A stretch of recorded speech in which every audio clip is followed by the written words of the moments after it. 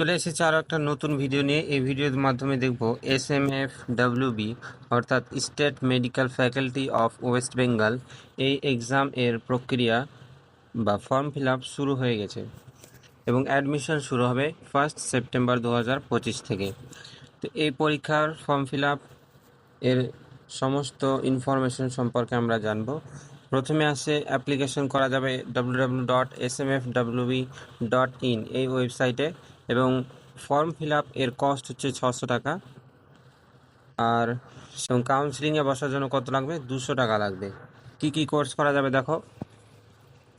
Diploma in medical laboratory technology, diploma in radiography, diploma in physiotherapy, diploma in radiotherapeutic technology, diploma in optometry with ophthalmic technique, diploma in neuroelectrophysiology, diploma in perfusion technology, diploma in cath lab technician, diploma in critical care technology, diploma in dialysis technique, diploma in operation theatre technology, diploma in diabetes care technology, diploma in electrocardiographic technology।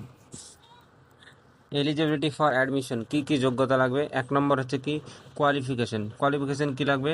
Past higher secondary then +2 or equivalent examination recognized by any Indian university or duly constituted board with pass mark in physics, chemistry and biology individually।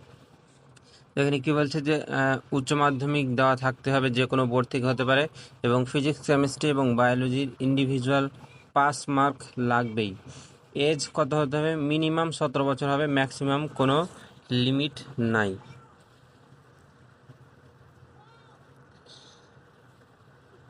Exam হবে 13 July Sunday 2025